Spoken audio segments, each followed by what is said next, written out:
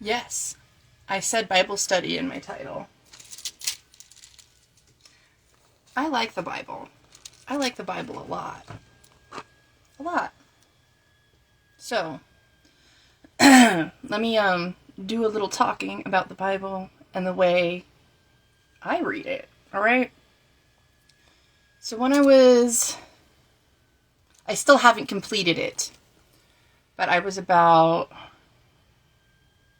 when I was 11, I decided to do a bunch of things, all right? I decided to stop sucking my thumb, because I used to suck my thumb at night.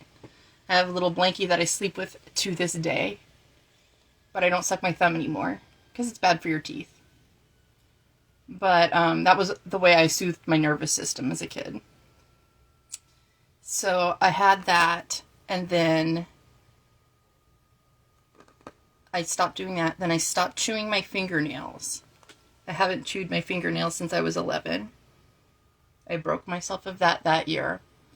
And then I just got a hair in my nose. That always happens on camera. It's ridiculous. So we have cats in the house. Oh, my glasses. I'm a mess. Just knocked my glasses over.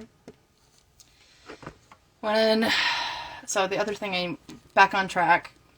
When I was 11, I also decided to start reading the Bible from cover to cover. But I stopped at Job. It was too much for me. But I got to Job.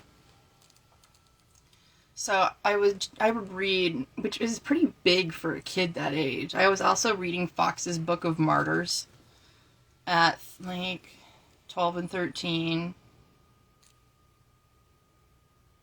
I like to study this section of Psalms. And my eyes bugged out of my head because I read all above it, all around it, and the context is, it's yelling at Israel, more or less, like, because they're really not repenting for their attitude. They're not being very grateful.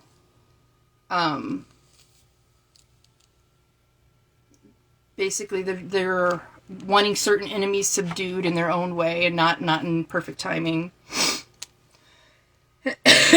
So, Psalm 82 itself is very short.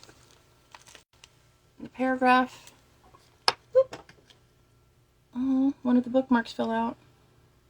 I don't know where it was supposed to be. Oh, bummer. That was put in there by somebody else, which was my grandfather. I'm going to guess it was in John. That's pretty wide right there. Oh. It's a flower. And it says on the back. Oh. It says, it will take the best in each of us to make the best world for all of us.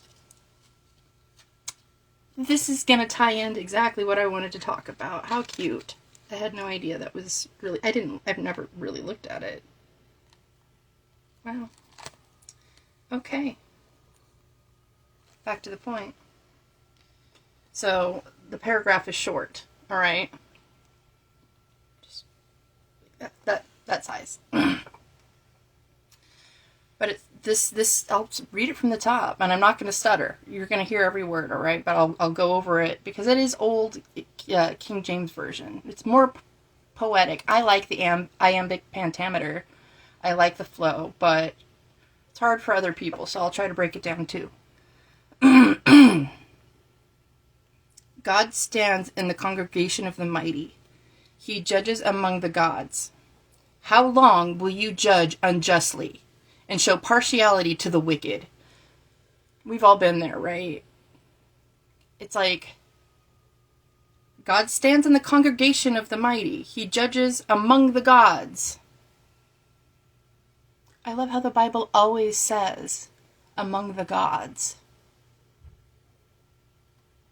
Listen to that. Among the gods, plural. Plural. Gods, plural. Anyway. I'll read it again. God stands in the congregation of the mighty. He judges among the gods. How long will you judge unjustly and show partiality to the wicked? It always seems like the good die young, the good have it harder. We have the people with good hearts come from the most traumatic backgrounds. The people who are living with really gray morals tend to get ahead. We're all frustrated about this. We're all frustrated about the shystier people in life, backstabbing, whatever, seeming to get their own way. So, they're very human. How long will you judge unjustly and show partiality to the wicked? Selah. It's like saying amen. Selah. Selah. Selah. I say Selah. Defend the poor and the fatherless. Do justice to the afflicted and the needy. Deliver the poor and the needy. Free them from the hand of the wicked. They do not know, nor do they understand. They walk about in darkness. All of the foundations of the earth are unstable. Earthquakes. I've been talking about earthquakes. So today is the day to read this, especially with all this Gemini. Do you comprehend what I'm picking up, what I'm putting down? They do not know, nor do they understand. They walk about in darkness. We're all bird-boxed. All the foundations of the earth are unstable.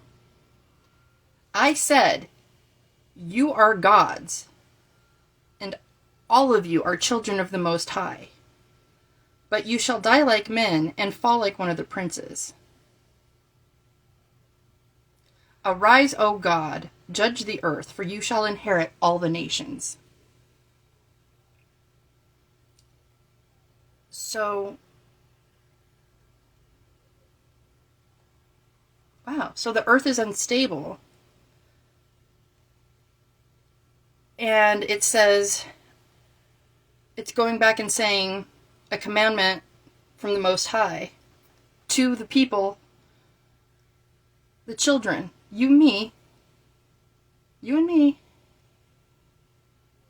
I said, you're not immortal, earth, for you shall inherit all the nations. Let's go back to the top. God stands in the congregation of the mighty. He judges among the gods, plural. So, God is above, whatever God is. You and me are among the congregation of gods that he judges among.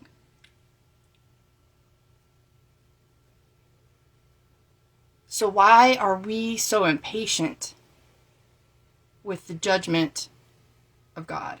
If we are gods too, why can't we co-create this? They don't really sit there and talk about this in the pulpit.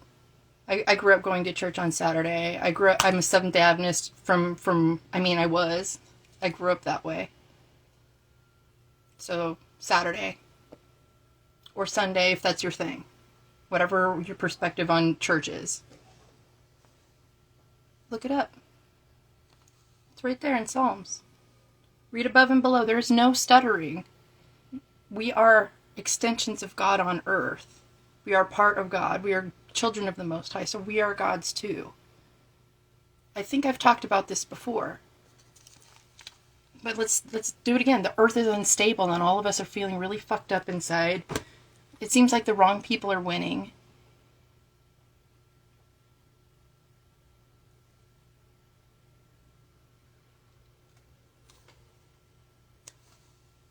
Do you know how powerful you are?